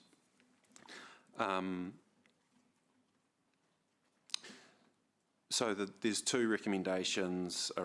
Of the 3 recommendations, 2 of them are specifically related to detail control. So one around the way the rates master file is updated. So not a major finding, but just an area of improvement. And also the way the central conflicts register is updated. So we look to see, we do a couple of tests and we just noticed that there were a few people's interests missing off that. Obviously important, for example, when council's working through procurements. And for us, we're also interested in that when we test to see that certain disclosures around related parties are complete. The other recommendation we've suggested in there is just around the alignment of assurance over controls that are documented in the risk management framework and a cyclical assurance program. So I've had a discussion with management who will think about that. So how do you make sure that the controls that are documented are actually operating effectively over time to give you confidence the risks are being mitigated. So the other thing we talk about in here is work we've brought forward, the main one being the valuation. So what I would say about that at this stage, we haven't engaged in detail with the valuers yet. We're waiting to see where management ends up. So I've noted the recommendation that it would be deferred. Again, I think what I would say there is the valuation movement is significant. So it is definitely worth more inquiry by management to be comfortable with that. we wouldn't start auditing that until management understands the reasons for those movements and has had good discussion with the valuers to make sure that between the valuers and management they're comfortable with essentially where the unit rates have landed. So I'd say it warrants further work. If the valuations of those three waters isn't booked, as has been well signalled, we would probably have a qualified audit opinion within our audit report, which would be likely linked to the balances impacted. So that would be your asset, those three asset classes. We would say we can't form an opinion that those are fairly stated. And similarly, there are related reserves. As valuations move up and down, they go to reserves. So we would have probably a qualification over that. And also the depreciation figure is the other figure that comes out. So if that was potentially materially impacted, which it appears to be, on the face of it, that would also be captured in our audit report. The other thing I would just say in relation to that is disclosure would be important. So explaining the situation in a bit of detail in the financial statements would be important. The other thing we worked on with management, which Gary's already pointed out, was around the consolidated accounts. So we agree with that position. We agree the Waikato Regional Property Trust isn't controlled. And there's some other things we're working on, we've mentioned in there as well, around some key development agreements. So we've just asked management to think about what the accounting implications of those might be. So that's still being worked on. And just to conclude, I'd say the audit's on track. There's ongoing discussions about the signing date, which would be dependent on what comes out of the decision around the valuation. Either way, we'd expect to sign the audit report before the statutory deadline, if not slightly earlier. So I'll pause there, but happy to take any questions. Thank you for that, Ethel. That's really great. And well done that we've got an interim report or interim notes. It doesn't worry me. I'm glad that you've reported at this meeting. It's really superb. So I'm glad to hear things are going well. If I was worth a smile, you actually even rang me and audited me in the process of preparing this, I think, over the recommendation around controls. So that's tremendous. Folk, do we have questions for Ethel at this point, or indeed, sorry, Gary as well? Yes, go for it, Sarah. Yeah, thanks, Ethel, for that and for this interim report. In terms of the valuation issue, is there, given that we're in the situation where there's not confidence over the valuation figures, is there a better pathway forward than what we are taking right now in your view, or is it?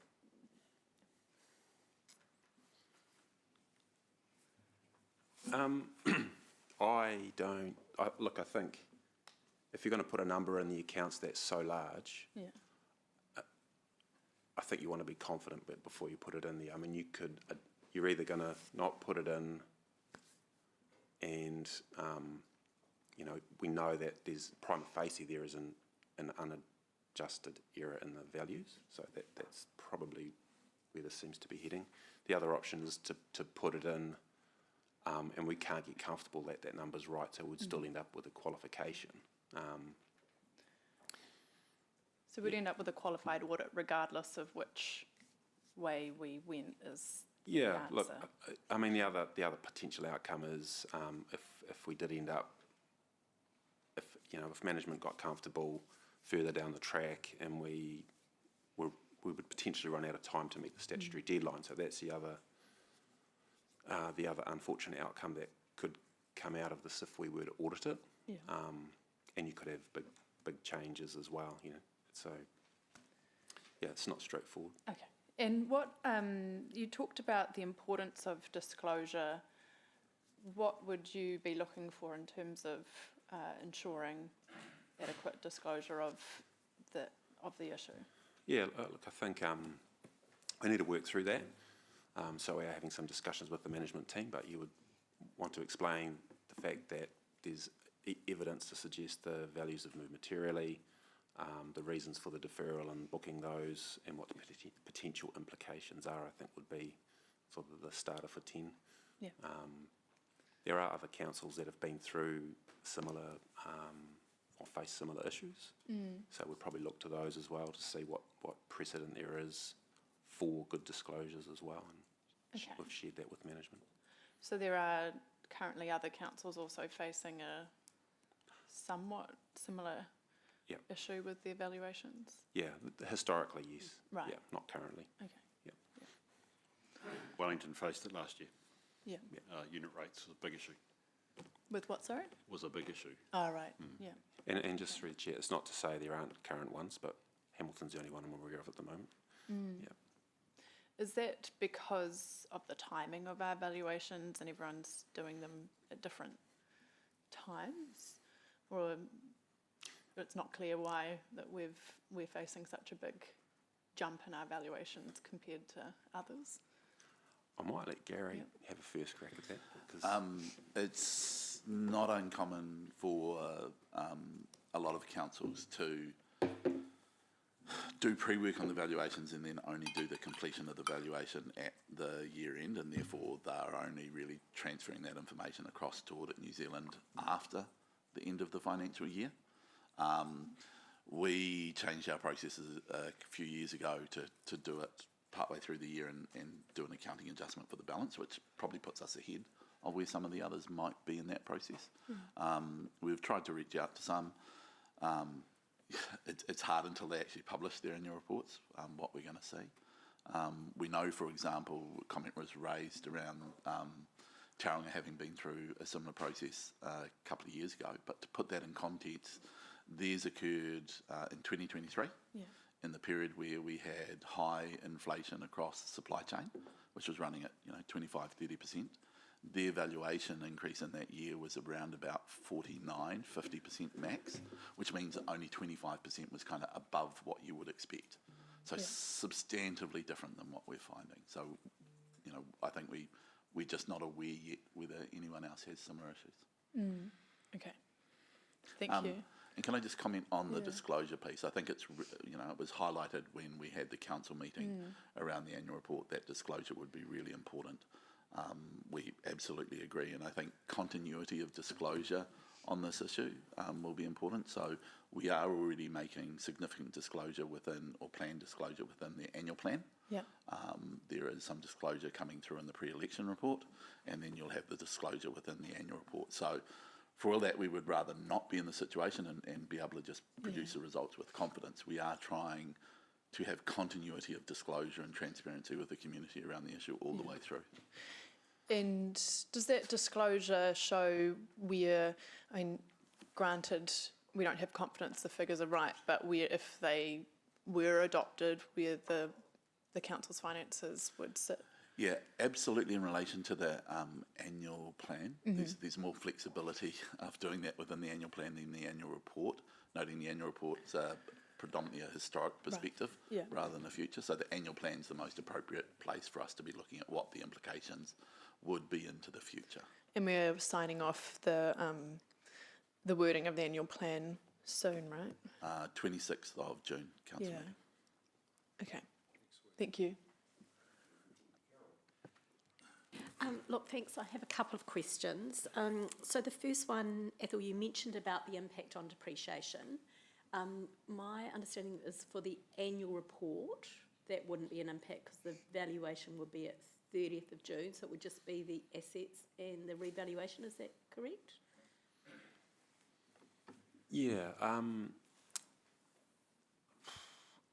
So you would, there's adjustments you would make to your accounts, including accumulated depreciation. I guess I'm thinking about historic depreciation. So if depending on the reasons for this increase, whether that means the previous valuation may have been lower, your depreciation, we'd need to think, well, what would this mean for your historic depreciation? But technically, you're right. Whatever your depreciation is based on last year's balances. That is what's in the accounts. So it becomes more of an annual plan issue. Going forward. Thank you for that. And then the second question is, it's great that this valuation issue's been identified. Is there anything else at this stage of the audit that you think would impact on the audit opinion? No, I'm just checking here. But no, I mean, there's some good issues we're working through, and I mean, I think they'll all be run to ground in good time, so I can't see that they would be problems. For example, the group accounts, we've worked through some of the control assessments of entities that council engages with have been worked through. There's a couple more, but I think they're under control, so I can't see at this stage that there's anything else other than the valuation issue. Thank you. The last 2 pages of your report, while there are recommendations around controls, they are things like management of WIP, capitalisation of vested assets and what have you, that, Gary, none of those are going to trip us up this year. I'm not worried about necessary process or system, but we've got those nailed in terms of accounting for the annual report. Absolutely. I think it's, so relative to the annual report, absolutely. I continue to say that I think the findings of audit, not so much in terms of the opinion, but in terms of the report to governors, will continue to identify opportunities for improvement, and I think WIP is absolutely one where we acknowledge we can continue to get better at how we process that. Brilliant. As long as we're not going to have a trip up in terms of, going back to your point, Carol, them being substantive issues for the annual report, that's good. Folk, any other questions or comments folk would like to make? Oh, yes, go for it, Sarah. One more. Ethel, you mentioned something about, sort of back on the valuations topic. Did you say that this would potentially raise questions as to whether we've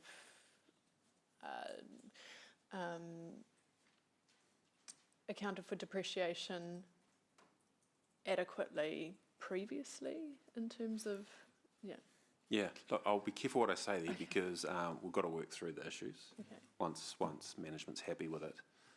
Whenever you get a big increase, that 120%'s unusual compared to what, I mean, the report talks about 25% over those 3 years, so it's quite a big gap. I think management and we also would want to understand why. What does that tell us about opening balances? And opening balances affect depreciation in your current in this year's accounts. Okay. All right. Does that make Thank sense? you. Yes. Yeah. Thank you, Sarah. Maxine. Oh, yeah, thank you. Gary, you talked about a paper coming to the Finance Committee next week. That agenda pack is out already. Is that paper within that pack? The paper is intended to be presented as a late paper. Unfortunately, we wanted to, so we had some recommendations. Well, we had some disclosure in there about what our process was, we thought our process would look like. We wanted to meet with the valuers and work through that. Unfortunately, we were only able to do it last night, yesterday afternoon. So we will now be carrying that into the final version of the report and presenting it. So it's not there presently. And when do you expect that report will be in there? It's quite an important issue for members to be able to really be across and to have a clear understanding of. So we will complete it from our end today, and then obviously governance needs a little bit to go through it, make sure it's squeaky clean, and then release it prior to the end of the week. Okay. Thanks very much. Coming, Maxine, well done. Okay, can we move to, thank you for that again, team, and again, Kat and Erica, you guys are the ones that are carrying out the reality of the good relationships. I know you are as well, Ethel, but I just want to recognise the two managers in the room along with your team, so thank you for that. Can we, Gary, along with your team, be Sarah and team. Can I just move to the recommendation, please, which is, I just need, well, actually, it's got to get back to my number 9, haven't I? Gosh, we're only at number 9. That we receive the report, that we recommend Council approves the management recommendations to discontinue group accounting, and we note the risk and impacts around the revaluation.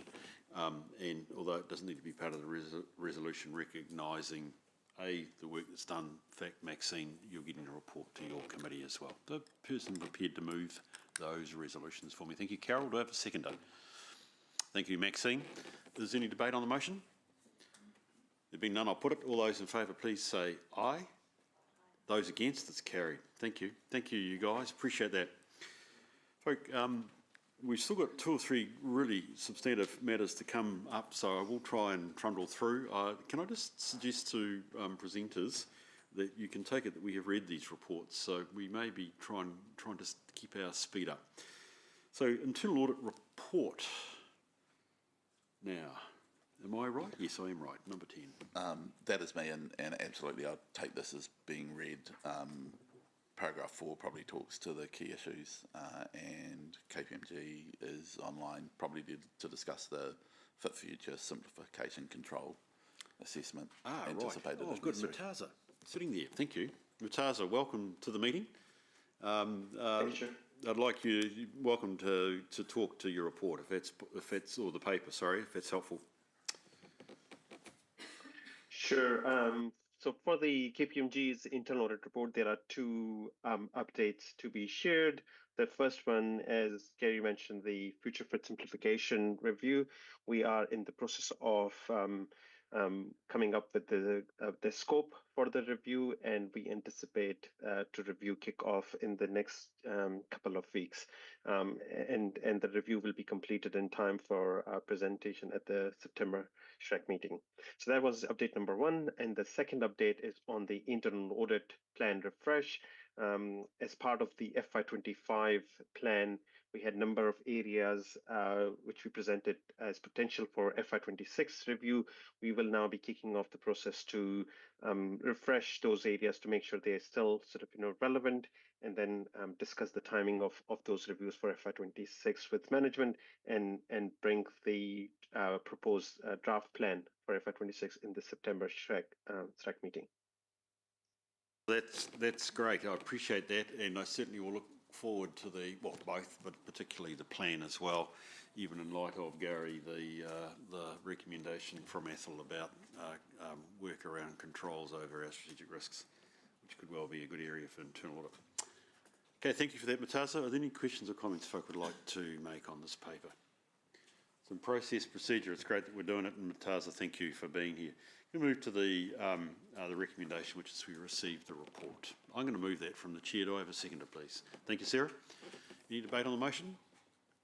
Being none, I'll put the motion. All those in favour, please say aye. Aye. Those against? It's carried. Thank you. Other independent assurance updates. This is a great one.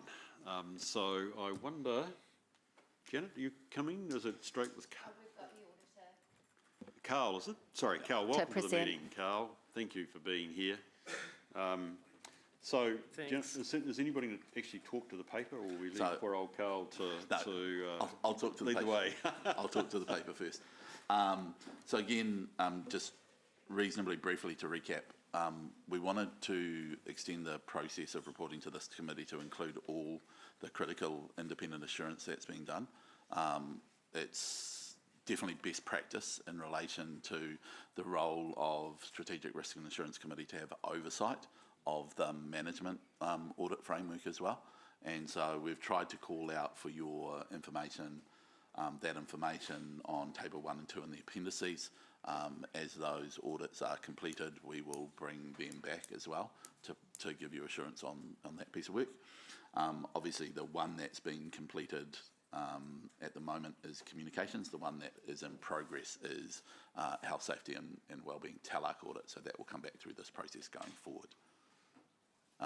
The communications is attached. I'm happy for the GM to discuss it, but from my perspective, obviously getting a result that had no high findings of concern, some opportunities for improvement is probably a good reflection on the team and where they are positioned. But great that the committee can get that assurance through independent assurance as well. Thank you. Carl, welcome to the meeting. Good to be here, thank you. I can remember the meeting at the end of last year where this was raised and it was a need. So I've read this with great interest. I would like to reflect that the need was seen first and foremost by my elected member colleagues. So we'll listen with interest. I'd invite you to perhaps give us a quick snapshot of your report, and then I will obviously open it up for members to raise questions. Thank you.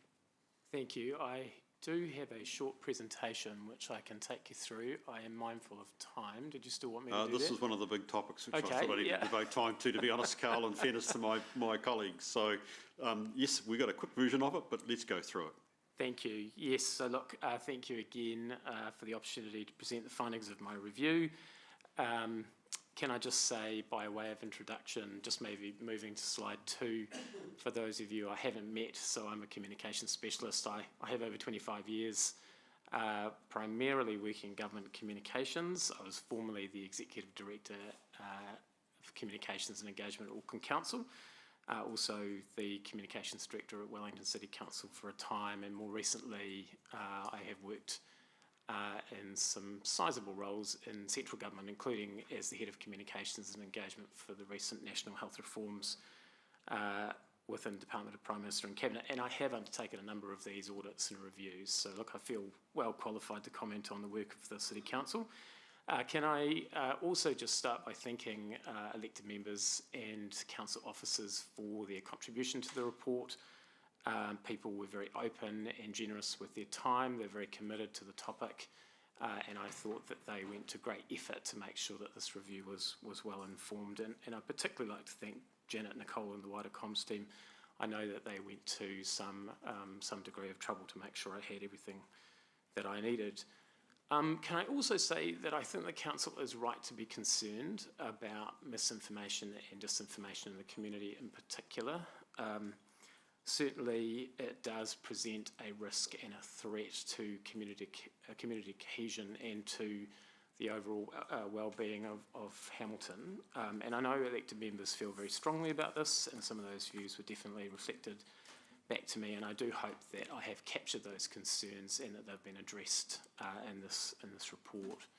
So look, you can see there's just a very high-level presentation outline on the screen, so I'll just quickly rattle through some of the key findings, and then look forward to taking any questions that you might have. So look, the ask, just moving to the next slide, for the committee and the council was really to give assurance that the council, through its comms and engagement team, was effectively managing and identifying mis and disinformation in the community, and to identify any gaps, to assess the emergency communications readiness of the council and ensure that it's adequate, and to look more generally at the council's communications strategy and planning to ensure that it's fit for purpose.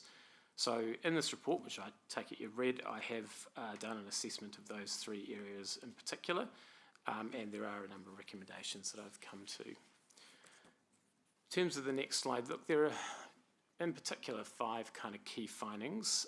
Firstly, I have found that the council does have in place an effective suite of communication channels. They're performing well, and they are meeting the needs of the community in a very broad and general sense. Secondly, there is a comprehensive policy in place to manage and identify mis and disinformation, particularly that impacts on the council, and the policy is being implemented and those management and controls are being applied consistently and effectively. Thirdly, the council communications and engagement team are operating strategically, and I saw that in a number of examples, particularly in relation to specific topics or around specific initiatives, but there is a gap in the absence of an overarching communications and engagement strategy for the council, and we'll touch on that a little bit later. And then the overall capability and readiness of the comms team in relation to emergency communications and PIM, the public information management functions, I have found to be highly effective and capable compared to other councils. Finally, just in terms of the overview, look, I think there is some space for improvement, but it is fairly modest. And I do think there are things that the council could do to strengthen its overall responsiveness to misinformation, disinformation, and we'll touch on those. So just moving to the next slide. Look, one of the things that I thought was useful in the context of this review and audit was to look at the external operating environment. As many of the papers have touched on this morning, it is a challenging environment to be operating in, and that does have an impact on the overall effectiveness of communications and the council's ability to reach the people of Hamilton. This was unsurprisingly a topic of discussion in the interviews and conversations I held, particularly with elected members. There was a real range of views, it would be fair to say, and I'd just like to touch on those briefly. Some felt that given the environment that the council should do more in the communications space, and I think there's definitely a case for that, particularly in terms of getting cut through and reaching people who might be harder to reach, who might not be accessing council communication directly. There was also a view that council really needed to sort of step up when it came to supporting elected members where they were making decisions that were based on recommendations by officers, and that there should be no sort of daylight between the position of elected members and the broader kind of council inc. There were alternative perspectives though. I think some elected members certainly felt that communications should be fit for purpose and appropriate to the topic, and by that I mean in relation to sort of a rates increase, that communication should be very direct. And there was some contention around how that might be done. And I guess finally on this section, it's worth just keeping in mind the level of community engagement in this context. Given rates rises and cost of living, there will be people who will look more closely at the work of the council. There'll be greater scrutiny of council's decisions, particularly in relation to spending of money. For others, there will just be other priorities. So I guess, to use a euphemism, the phone will be a bit off the hook. With some people in the community, they may have already formed quite strong views or opinions about the council, but they may not be particularly well informed, and that's just something that needs to be accepted.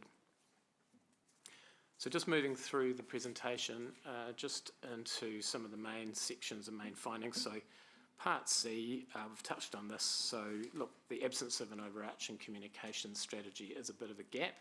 I would just say too that I think it's touched on in the report, communications as a whole of organisation enterprise undertaking. It's not just the function of the comms and engagement team, and I do think that a strategy would help address that gap and also encourage other parts of the organisation to align to and support a wider communication strategy and how it's implemented. And I do think that generally speaking, if you think about this as a kind of a fence at the top of the cliff, some more effort across the council collectively will help address and diminish the impact of misinformation. Related to that, look, I think it's important. I know that Janet's already identified this in her strategy, but I think it would be good to set a time frame and a deadline around that, mindful that it's an election year and the opportunity for elected members to be involved in that.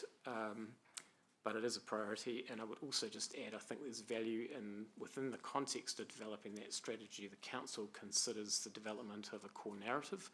So that's essentially kind of all of the communications of the council being anchored around some particular and specific key messages, and they might relate to the challenges of growth or the costs of growth. They might relate to how the council is delivering value for money. There are a range of things that might inform that overarching core strategy. Right, on to Part D. So that was split into two sections. Again, I thought it was very important to look at the effectiveness of communications channels in relation to mis and disinformation. There are a number of recommendations there. I do think that the council should consider greater promotion of two of its key channels. So they are Antenno and also what we call EDMs, or electronic direct mail. I think with the strengthening of those channels, the council will be more effective at reaching people directly, so kind of a critical touch point with people in the community. And with that in mind, the second recommendation in this section is to consider adding a further channel or a rates newsletter. So if you can imagine, when the rates notice is issued, then that is a point where people engage with the council, they think about the council while they're thinking about paying the bill, which is never that much fun.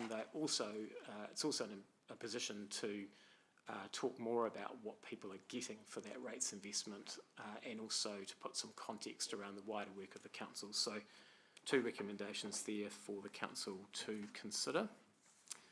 Moving on to section B, particularly in relation to council management of mis and disinformation. As I said, there is a comprehensive policy in place. I can see that that is being effectively implemented, that there is appropriate and timely responses to instances of misinformation and disinformation. So that was really good to see.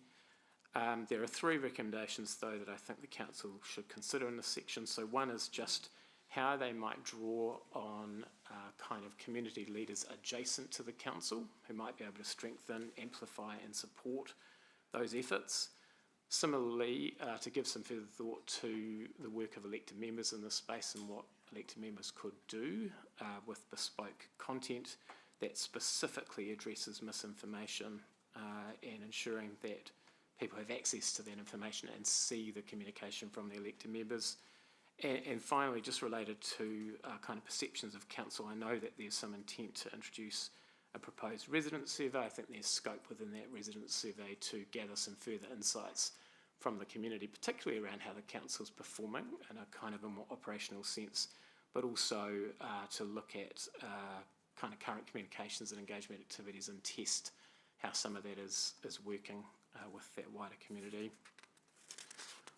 And finally, this is the section that's probably the shortest because it required the sort of least effort on my part, is just to say that I was particularly impressed with the overall capability and readiness of the council's communications, emergency and crisis team. It's obviously a focus for the team. There has been some benchmarking of that and the team was rated very highly. The recommendation there simply is to just keep doing what they're doing, but make sure that as there's turnover in the team, that new staff members are equipped and onboarded to continue to deliver that high level of service in that emergency communications and public information management space. So look, obviously there's a little more detail in the report. That is a reasonably high level summary, but I hope it summarises the key points and findings, and I'll defer to you, Chair, but if there's time and interest, really happy to take any questions. I think there'll be time and interest. I will make it. Thank you, Carl, for that, and thank you for the lucid summary, which is really superb. Folk, do we have questions for Carl? Well, we've got him here. I have got Carol first. Yes, and I'm less sure this is a question for you, Carl, and maybe it's an organisational question. I think I'm really heartened to see this review and to see the findings. It's more of an organisational question, maybe for Lance or Gary, around implementation of these recommendations and where that would sort of be picked up and championed. Yeah. So you'll see within Appendix 2, we've the communication team's already gone through and kind of identified how they react, some of which have already been done, which is great. Always great to see those as you present it.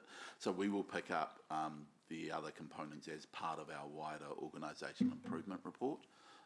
So we do have monitoring internally between the teams that have actions and we oversee those. Because they're not at the high level, they won't be reported back through this committee, but we will still have a monitoring process held at the management level to make sure they're delivered upon. Great, thanks. Welcome to the meeting. You've got a question or comment to make?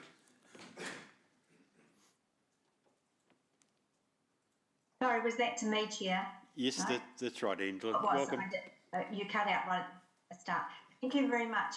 Thanks, Carl, for an excellent report. It was a proposal that I put forward, and actually I had to work quite hard at winning over the audit committee members' support for it, so I'm really pleased. Carol just asked one question, so I've just got a couple of others. You mentioned the gap of an overarching communication engagement strategy, and then you also made the comment, Carl, that obviously new council coming in, but that elected members should be involved. But given the diverse views you received, and no surprise there, from your interviews with elected members, how would you see elected members' involvement in that kind of strategy? It feels like it would be a hiding to nothing for staff. Yes, look, there is undoubtedly some tension there. I think one of the things that became apparent in the conversations I was having with elected members and council officers was, in some cases, I wasn't confident that elected members had visibility of what the council was doing in this space. So I think as a minimum, I think it would be useful for officers to just take elected members through what's proposed and why. And again, just emphasise that kind of wider organisation contribution so that there's sort of understanding of where a decision might be made operationally that impacts on communications and vice versa. Separately, I think it's not unhelpful for elected members to have direct exposure to the variety and variability of views around the table so that they can appreciate and understand that, communications will have to walk a bit of a fine line, and that, while it's a critical lever for the council to pull, it isn't necessarily going to be a panacea to all of the council challenges that you face currently. Yeah, okay. Carl, how, there were only 3 necessary findings in your report. How confident are you that these have been really well received and will be actioned? Yeah, look, as I said at the outset, the communications team, Janet and Nicole in particular, were very responsive to the expectations of the committee and worked really hard to furnish me with everything that I asked for. And as I said, I've come away very confident that the communications team is doing a really good job. I am mindful in my recommendations of just the level of resourcing that's required in this space. And so, yeah, I do think that's something for Janet and Nicole to give some further consideration to. I think the development of a communication strategy will kind of surface prioritisations for the team and the organisation. But as that conversation and as that work unfolds, there may need to be some trade-offs if there isn't any additional resource available to the team, in particular to implement some of those changes in the channel space. Yeah, thanks for that, Carl. I guess just a question for staff on that then. I'm not sure, Gary, if that's you or if that's the General Manager, Janet. In terms of keeping a line of sight as we roll these recommendations out, how will that be reported back to what committee? And also, can that include a report back in terms of extra resourcing for the recommendation to improve Anteno, possibly a resident survey back, possibly the rates newsletter? How will that filter its way for elected members' decision?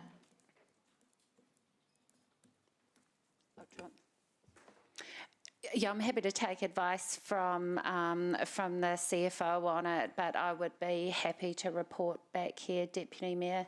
The corporate strategy is underway. We're developing it as a corporate strategy, but the issue that Carl raised about visibility across council will be important as well. So part of that visibility, of course, will be in the reporting mechanism.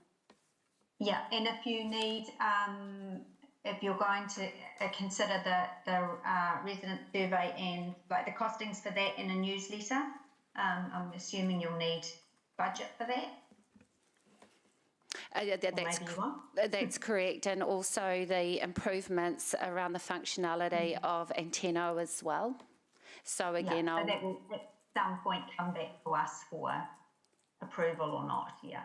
So that would be in your plan, Angela, and or looking as we work through the draft annual plan figures, are there any efficiencies in other areas that free up some of that resource if this is a priority? Okay, and that's next annual plan for new council, correct? Correct, yeah, and we can have that conversation with the new council as well. Excellent, thank you. Thank you, Chair. Thank you, Angela, for your questions, and I totally agree that you were the person that sponsored this, so I'm glad that we've seen it through in the long run. Well done for arguing your cause. Cal, I'm always interested in communication in a democracy, if I can call it that, which of course the council obviously is. And it may be that you really answered this through Angela's original question, but I was interested in your comment around tone of voice. And council should have a tone of voice. Is that in a general sense, or was that something more about unanimity of communication or whatever? Can you just expand that a wee bit for me, please? Yeah, look, it is, there's a degree of nuance around this, as you can appreciate. I think the point I was really making there is that coming back to that kind of earlier comment about the challenging operating environment for the council, and again, I should just emphasise, I don't think Hamilton is any different from No, it's anywhere not. in New Zealand. Like, you're certainly not unique, albeit, you know, and I've heard in the discussion this morning some of the challenges with growth, and so perhaps you are a little different in some respects, but you know, if the council is sort of trumpeting an initiative or talking positively about something where the reality for the people you serve is another reality, they're dealing with, you know, serious issues around cost of living, high rates increases, perhaps loss of employment, etc. The tone of that communication can be quite jarring, and it's really important that that's considered in the context of what it is you're trying to communicate, because if people find that communication jarring or potentially offensive, then that means they're much less receptive, I think, to what it is the council is looking to communicate. And that is really difficult for, you know, there's just so many different elements to, you know, the work of the council, and how do you balance that? But the recommendation really there is just for the communications team and the wider council to pause and think about it in the context of the environment that they're operating in. Brilliant. Oh, look, I like that. That's incredibly helpful, so thank you for that, Carl. Sarah, you've got another question. Thank you, Chair, and thanks, Carl, for this work. The report's really interesting, and on page 19 of it, there's discussion around the time intensity, or the demands of replying to all the comments and questions on social media, the expectation that people get very fast responses, and that the comments are increasing. I mean, we've just talked about, you know, prioritisation, other potential communication channels as well. Where do you see, what are your thoughts around prioritisation and how we move forward without putting more and more resource towards this?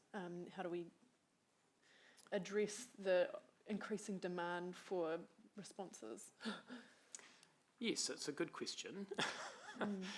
Look, I would say, and I think again I've included that in the report, it's useful, I think, for the council, for the organisation to recognise that, and I'm sure this is true, but to recognise that social media channels is kind of the new shop front for the council and the organisation, which is of course a significant shift away from what it might have been even 5 years ago.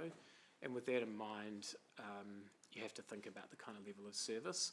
You know, in my evaluation, I think that the level of service is about right, but I guess what I was signalling there is that level of, you know, so one, the overall volume of queries through social is likely to increase, so there may be some additional resource required just to maintain that. And two, it is tricky to benchmark because you know, different organisations will respond in different timeframes to those kinds of queries. I mean, I think to give you some confidence, the kind of urgent around a critical service matter seems to be being addressed well, and all of the other comments are being addressed in time. I feel like I'm not really answering your questions other than to say you could pour a lot more resource into it, but you may not necessarily get much of a return on investment. Thank you. You there. Sarah, do you have another question? No, thank you, Sarah. Carl, look, I do think I need to now conclude if that's okay, but I do appreciate... Oh, sorry, Maxine. Chair, you already mentioned today that a lot of this information is incredibly valuable for the whole of council, while only, you know, this committee takes in half of it. I wonder if there might be a way for us to be able to share this report more widely across the whole of council, rather than just requiring them to open this agenda and see it. And how might we be able to consider doing that? Maybe that's a question for you, Janet. I'll share it in an executive members update in the next one out. There's not an opportunity for us to be able to, I don't know, advance it into any kind of discussion or anything further, is that? Maybe even with Carl present as well? Well, we can bring it to an information session if I can pick that up. I'll leave that we can with do you to that. consider. Yeah. Thank you. Thanks, Chair. Thank you, Maxine. I do like your point. I did wonder whether, in fact, there was without trying to make it work, there was something broader that needed to happen. But yes, I think actually that it be received by all councillors would be really valuable, because it's a valuable piece of work. So thank you for that, Carl. It actually just made me realise, to be honest, Janet, what happens inside your department or your function. And I was very interested, Carl, in how you described the management that's required of all these channels. And yet how our shop front is changing. So I probably read this more being enlightened about the dark arts of comms rather than necessarily anything else. So greatly appreciate it. And Gary, look, I just want to get back to the recommendations, but I also want to thank you for the schedule at the start, which actually we haven't discussed, but which is the other assurance that you'll be bringing to the committee. So I'll be very keen. I'm glad that we've got that. I think we can develop, and it's great to see that coming as well. So the simple resolution is that we receive. That we receive the report. So firstly, can I have a mover, and can I have a seconder, please? I'm not going to move it. Oh, thank you, Angela. Do I have a seconder? Thank you. So before we go to the motion, Emma, sorry, I didn't see your hand up. Would you like to raise a question or make a comment at this stage, please? Just for debate, if you're ready for debate. Okay, well, look, we've got a motion, so let's move into debate. So you're first off. Thanks, Emma. Thank you, and thanks, staff, for the report, and Carl, for your excellent report. I'm sure we could dive into it for hours, but I will be focusing my debate on a civil defence point of view, noting section E, page 120 of Diligent. Firstly, look, I support the suggestion to induct ComStaff as CDM training, which is in line with our aim to get 100% of staff trained in the We Are All Civil Defence project, which will help lift the understanding across the team and help them identify and combat misinformation. But I do also acknowledge that we have a lot of PIM experts in the team, which has bode us well in times of emergency. I acknowledge that comms have been pushing civil defence in our public communications, particularly over the last 9 months, which has come as part of our LTP funding for readiness, which is excellent to see, but does need to continue so we can strengthen the preparedness of the city. As we know, Hamiltonians are largely apathetic in terms of being ready for emergencies, and will help combat disinformation as well during emergencies. But I think the key is on the timeliness of our comms, which is crucial in emergencies, as if we don't front foot this messaging, then the community will take over, and it just gives that opportunity for misinformation to creep in. In terms of the gap and strategy that was noted in the report from the CDM perspective, we need to build any new strategy, just being mindful of the implications of the new emergency management bill coming through and RMA changes, and the impacts that these will have on local government civil defence responsibilities, and particularly how these will be resourced. So we just need to be aware of those changes coming, and I ask that staff keep an eye on these, and that they come to council when we need to make changes and ensure we're able to meet those requirements and carry on the current workload too. So congratulate staff on some positive ratings and our ability to stand up in emergency, but a reminder not to lose focus on BAU and readiness as well. Oh, thank you. I appreciate the comments. That's fine, sir. Angela, it looks like you'd like to make a comment too, please. Yes, I would actually. Thanks, Chair. Look, I want to thank Councillor Emma for her outstanding work with civil defence, and you should be all over the communications on this one. And just also acknowledge again she's Deputy Chair, which is tremendous of that committee. Look, I want to thank the report writer again for an excellent high quality report. Look, while Council has, we do have strong audit and risk systems, this review has given elected members something quite different. It's a very focused assessment on how we communicate with the public, which quite frankly is a core service. I very, very strongly support putting more resource into getting the most out of Anteno, and even more strongly support bringing back some kind of written, printed newsletter, whether that's in a rate notice or something else that would replace the old City News, because quite frankly, not all of our residents are on social media or even want to be on social media. I guess finally, our role as elected members relies very heavily on communicating with the public. So this has been a very worthwhile exercise. And I want to also congratulate the comms team. I know that they probably some of them felt a little nervous about this audit, but I think they can be very, very proud of the outcome. Not all audits are bad news. This is very, very good news. And all we can do now is improve on the great work that's being done. At the end of the day, you know, if we can't communicate with our community properly, then we can't do our job. And it really is that simple.